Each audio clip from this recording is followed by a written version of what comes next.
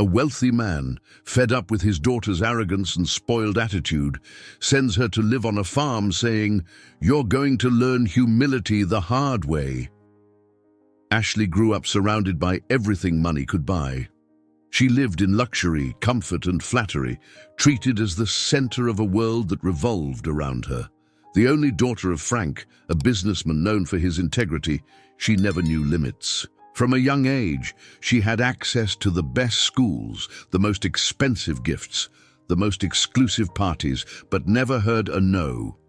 Frank, though fair and generous, built his empire with effort and ethics, but failed at home.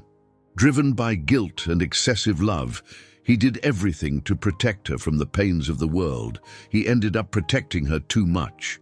He wanted to teach values, but always postponed the hardest lessons, believing that time would handle it. The result was the opposite of what he dreamed: an arrogant, selfish daughter, incapable of recognizing limits or considering others.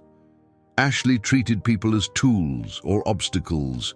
She humiliated employees, mocked those she considered inferior, and lived for her own image. For Frank, this hurt. He saw in her a flaw that belonged to him. To the world, Ashley was a scandal, a portrait of everything that money without responsibility can create. Ashley's arrogance had already crossed the limits of others' patience many times, but it was during one of Frank's company events that everything collapsed for good. It was a formal ceremony, full of guests, investors, partners, and employees. One of those events where image and reputation walked hand in hand, and for Frank, that meant representing the respect he had always cultivated in business. Ashley, as usual, was there just to be seen. She wore an exclusive, tailor-made piece, with calculated glitter to be noticed at every step. She spoke to no one but those she considered worthy of her attention. She circulated around the hall with her nose in the air and a short temper. The disaster happened in a trivial way. A young, nervous waiter, holding a tray with glasses of red wine, tripped on a mispositioned carpet and, in reflex, bumped into Ashley. Part of the wine splashed onto her dress, a noticeable stain spreading across the expensive fabric. The entire hall stopped for a second. "Are you blind?" Ashley screamed, turning abruptly. The young man stood still, pale, his hands trembling. He tried to apologize, his voice shaky. "Miss, I'm sorry, It was an accident." "Accident?" Ashley said, laughing with contempt. "You should be washing dishes, not serving real people. Look at this." She pointed to the stained dress. "This cost more than you'll make in 10 years, idiot." The silence was broken by uncomfortable murmurs. Some people looked away, others filmed. Frank, standing a few meters away, saw everything. He didn't move a muscle. Only his eyes changed. They darkened.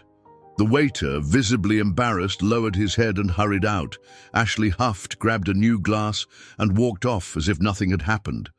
The images circulated before the event even ended. Short videos flooded social media. Indignant comments spread like wildfire. Headlines criticized Frank's daughter's attitude. Some said it was a reflection of unchecked power. Others said she was the faithful portrait of the insensitive elite. But none of this affected Ashley in the first moments. She was used to scandals. She always thought everything would pass, as it had before.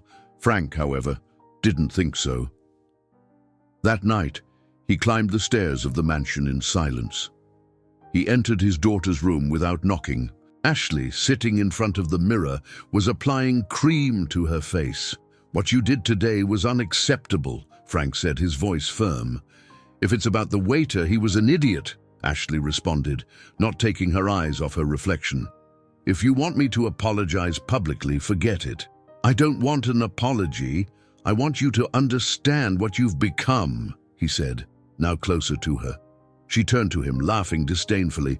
"Oh, please, Dad, you're overreacting. It was just a silly accident. You humiliated an honest man who was working, and you did it in front of everyone. This isn't just about you. It's about what you represent, what you've learned or failed to learn. Now you're going to lecture me? Ashley stood up. Since when do you care about what people think? You've always defended me. And that was my mistake, Frank said, his eyes heavy with meaning.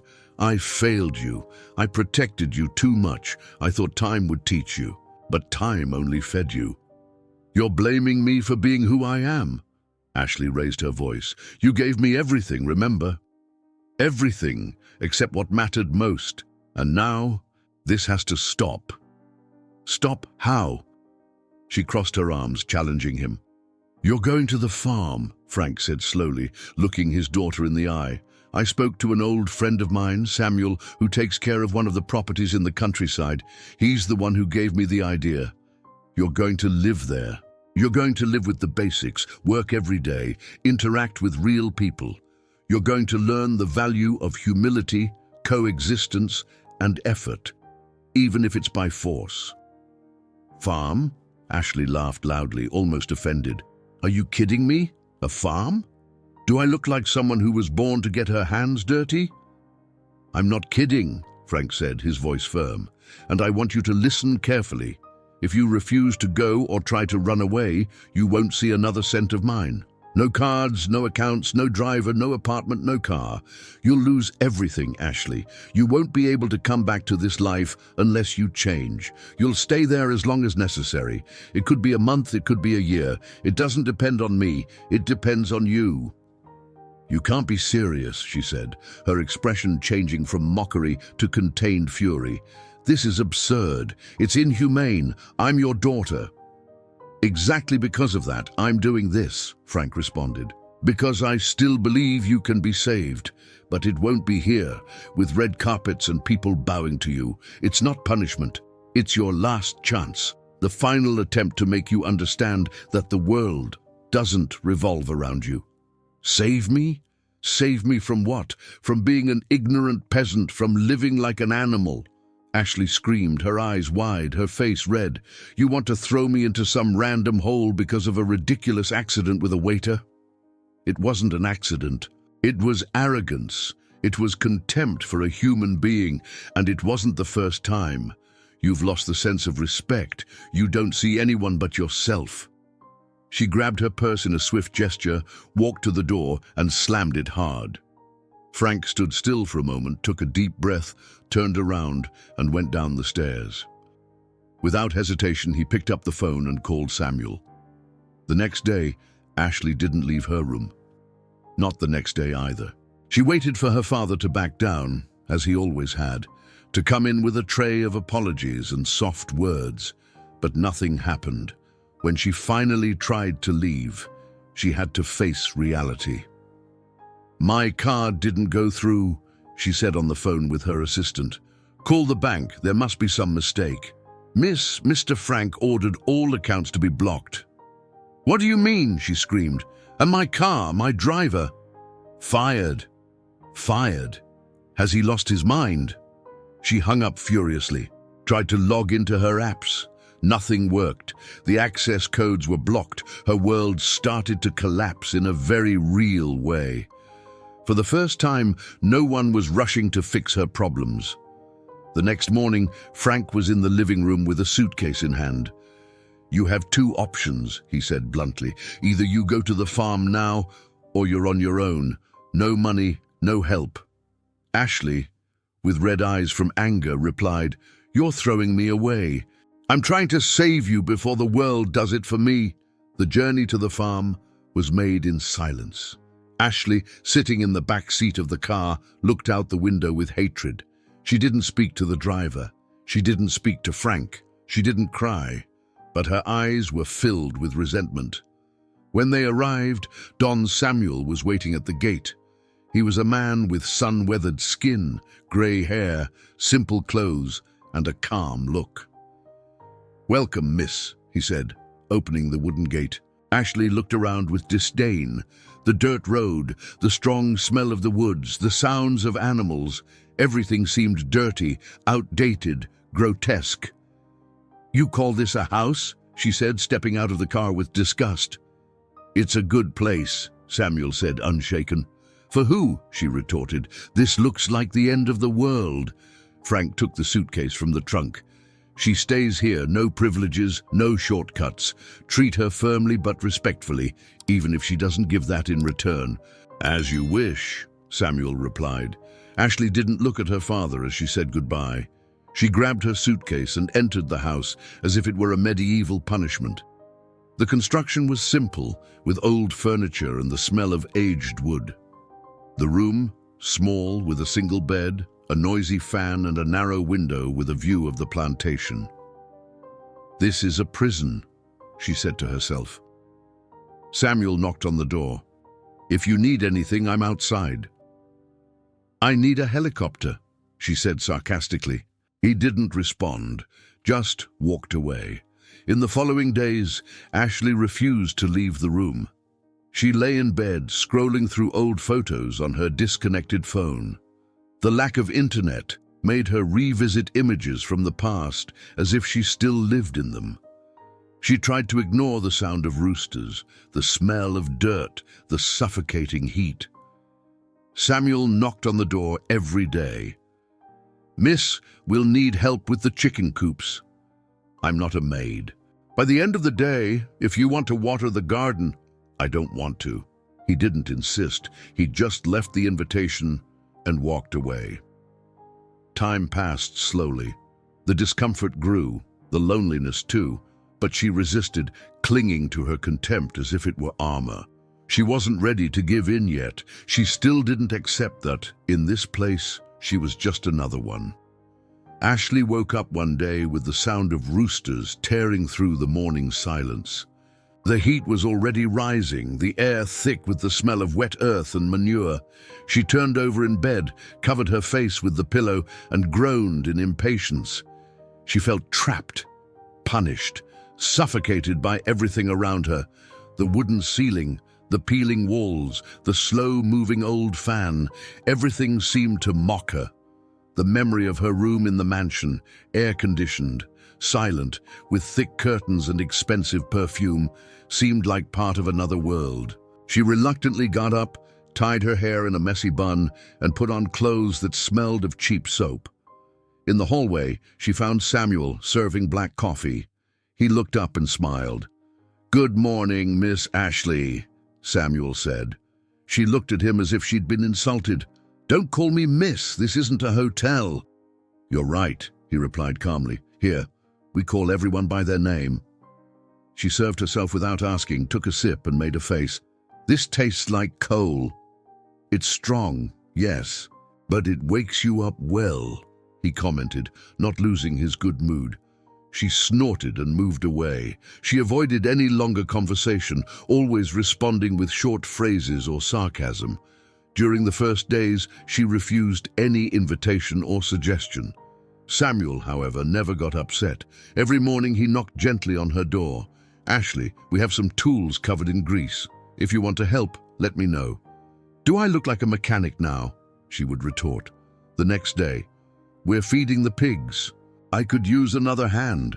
"I'm not an animal caretaker," she'd grumble, locking the door. And so it continued.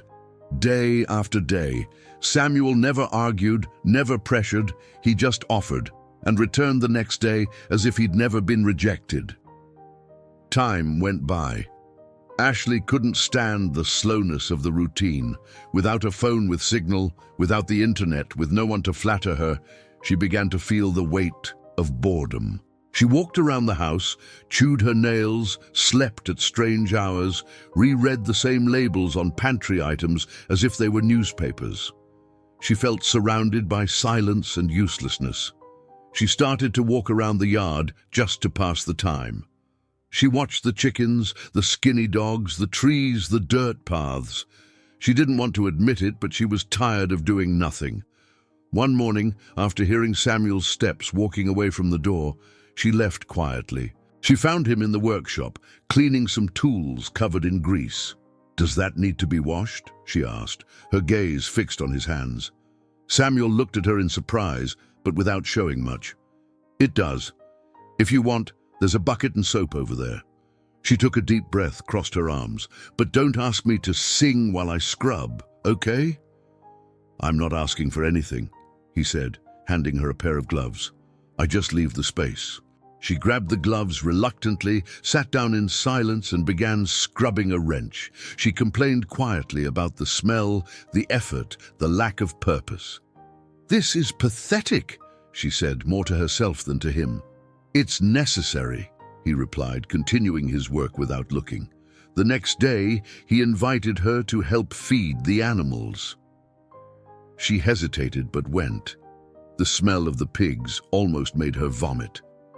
"Do you really live like this?" she said, holding her nose with a cloth. "Like what?" Samuel asked. "In this stench, with flies on your face, with mud on your boots." "It's not mud, it's life." She laughed, incredulous. "You romanticize everything. Or maybe you despise everything you don't understand." Ashley fell silent. She threw the feed on the ground with disdain but didn't leave. The next day, she tried helping clean a chicken coop.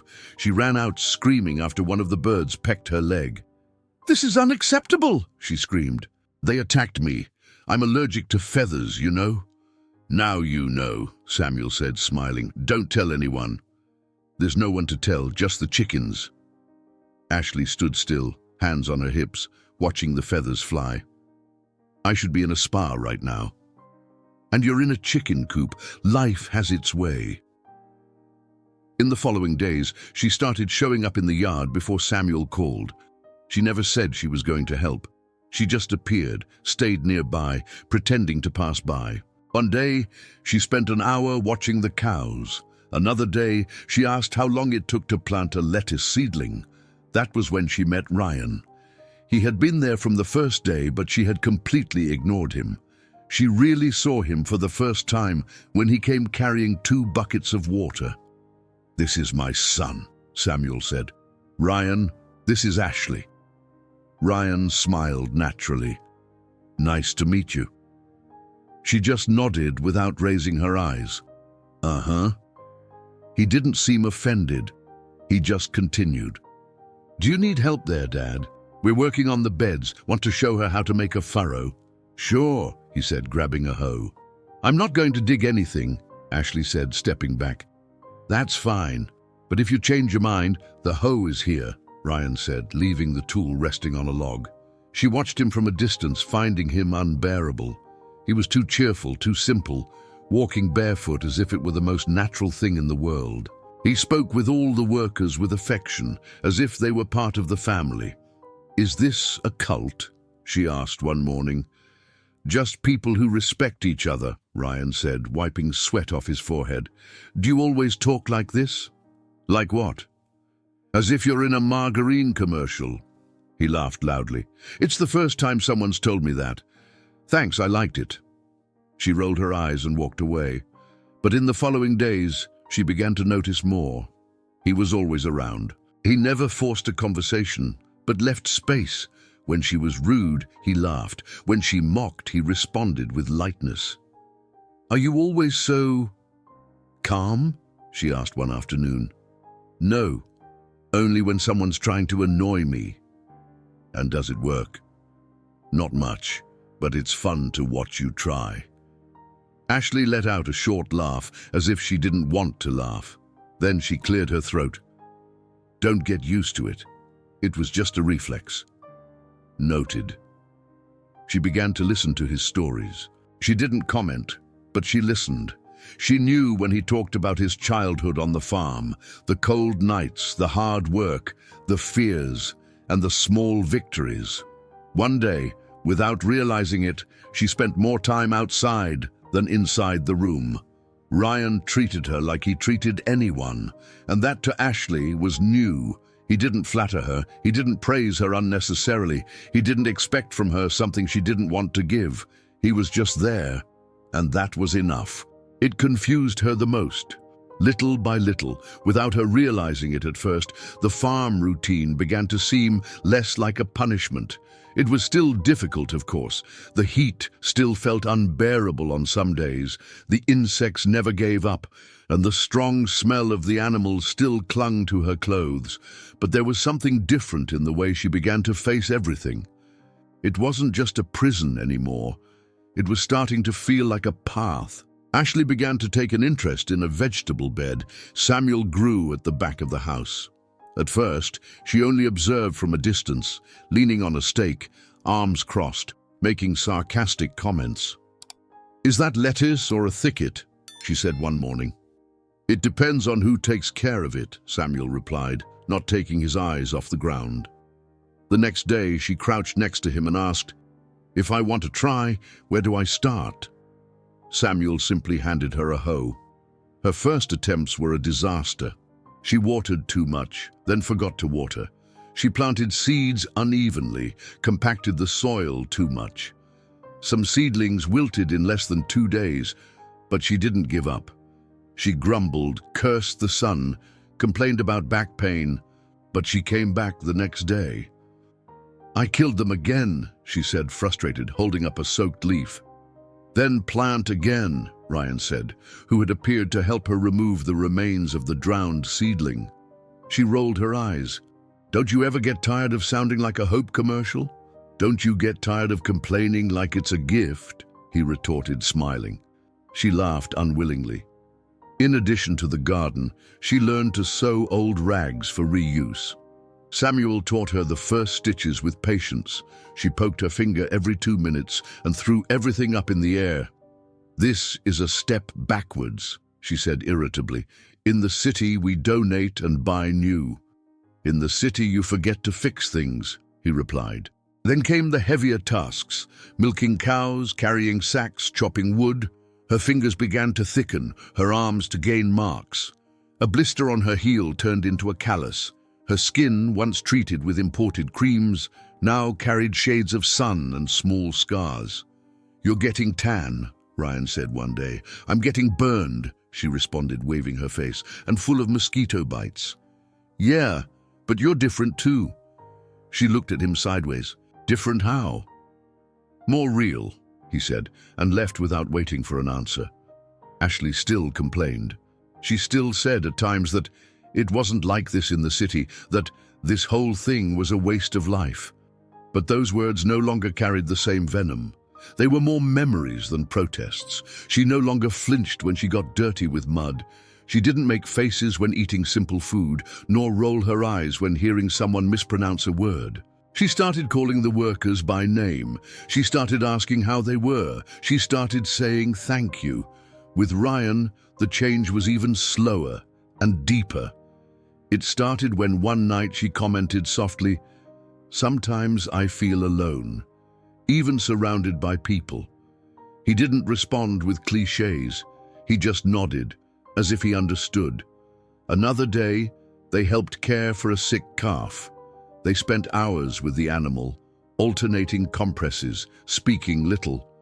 "Will he survive?" she asked. "We're doing our best," Ryan said. "The rest is up to him." After that, she began to look for him in the mornings. She didn't say it was for him. She just appeared around the times she knew he'd be feeding the pigs or organizing the feed sacks. She said she was just passing by, but stayed. When one morning he didn't show up, she became restless. She waited until the end of the day. When she finally saw him, she blurted out, without thinking, "You disappeared." "I had to deal with something with the neighbor," he replied.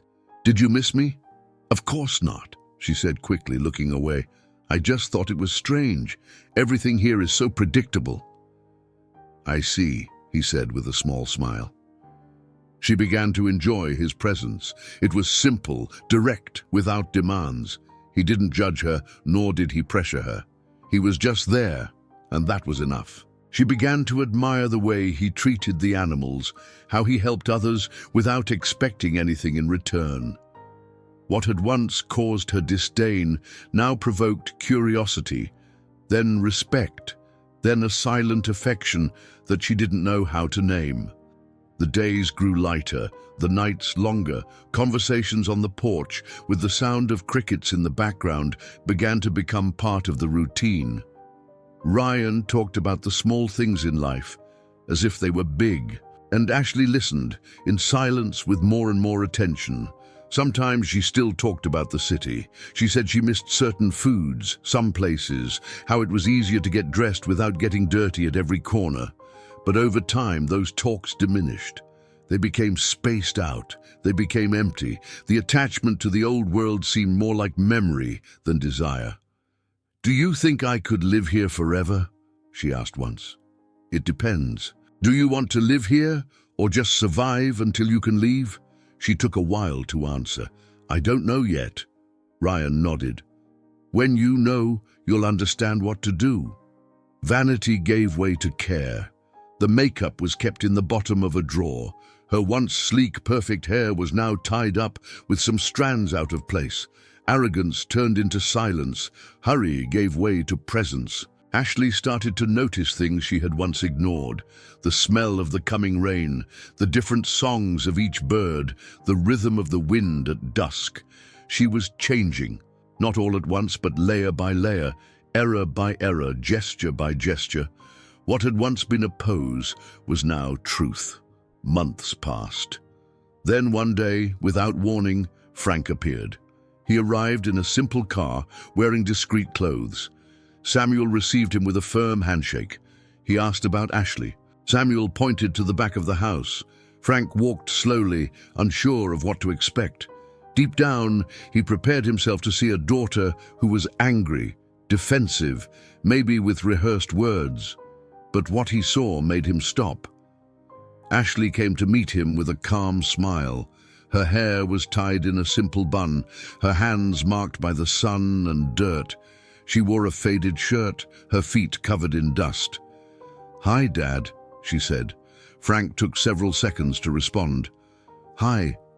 She walked beside him to the porch. They sat down. "You look different," he said, watching her. "I am," she replied. "I'm still figuring myself out, but I know I'm a different person." He looked around. "And did this place help with that?" "This place made me stop looking only at myself," she said. "It made me make mistakes and keep going anyway." She pointed to the garden. "There I killed about 10 seedlings. Today they're alive." She introduced Ryan, who appeared shortly after with dirty hands and a calm smile. "This is Ryan," she said. "He's special." Frank looked at the young man, then at his daughter, and just nodded. "So, are you planning to go back with me?" he asked without imposing. "No," she said firmly. "This is my life now, not because I was forced, but because I chose it." Frank stayed silent for a few moments. Then he smiled, a small smile, full of contained emotion. "Then everything's fine," he said. She squeezed his hand. "Thank you for bringing me here, even if I came kicking and screaming." Frank laughed, his eyes misting. "You have no idea how much that relieves me." The next morning he left. He took nothing. He left behind the heir he once thought he had to shape, and found a woman. One who was born from the soil, from humility, from real coexistence. A daughter who learned to build, to love, and to choose with her heart. The daughter he had always dreamed of. If you enjoyed this story, don't forget to subscribe to the channel, leave a comment, give it a like, and activate the notification bell so you don't miss any of our upcoming videos. See you in the next story.